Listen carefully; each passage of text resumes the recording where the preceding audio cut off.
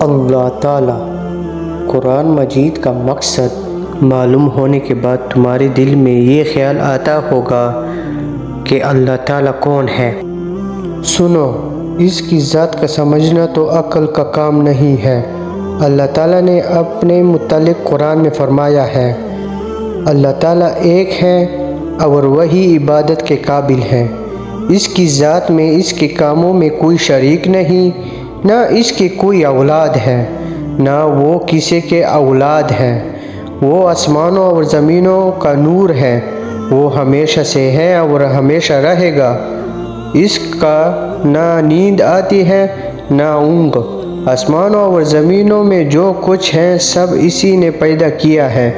بغیر اس کی مرضی کے کوئی اس کے سامنے کسی کی سفارش بھی نہیں کر سکتا۔ جو کچھ ہونے والا ہے اور جو کچھ ہو چکا ہے سب اس کو معلوم ہے۔ آسمانوں اور زمین میں کوئی چیز ایسی نہیں جو اس کے علم میں نہ ہو۔ وہ اس کا انتظام کرنے سے تھکتا نہیں۔ آسمانوں اور زمین میں جو چیز ہے اس کے تعریف اور پاکی بیان کرتی ہے۔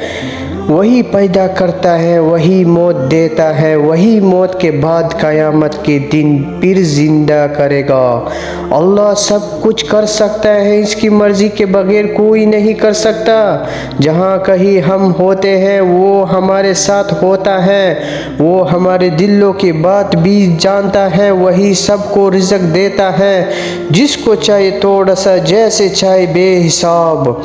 اس کے اختیار میں ہے، جسے چاہے سلطنت دے، جس کی چاہے سلطنت چھین لے، جس کے چاہے عزت دے، جس کے چاہے ذلت دے۔ دنیا کی سب بلائیں اسی کے ہاتھ میں ہے۔ وہی اولاد دیتا ہے، جسے چاہے بیٹے دیں اور جسے چاہے بیٹیاں، جسے چاہے دونوں اور جسے چاہے کچھ نہ دیں۔ وہ کسی کو بلائی دینا چاہے تو کوئی اس کو بدل نہیں سکتا، اور جو تکلیف کا مستحق ہوتا ہے اسے بدلنے والا بھی کوئی نہیں ہے۔ اسی نے آسمان، سورج، چاند، تارے، زمین اور ان کے درمیان جو کچھ ہے سب کو ہماری خدمت پر لگا دیا ہے۔ اسی نے ہماری اچھی اچھی صورتیں بنا دی۔ اس نے ہم کو اس لیے پیدا کیا کہ اس کی عبادت اور فرمانبرداری کریں۔ اس نے حضرت محمد صلی اللہ علیہ وسلم کو اپنا آخری نبی بنا کر بھیجا اور حضرت صلی اللہ علیہ وسلم پر اپنا آخری کلام قرآن مجید نازل فرمایا کہ میں اس کی حفاظت کروں گا۔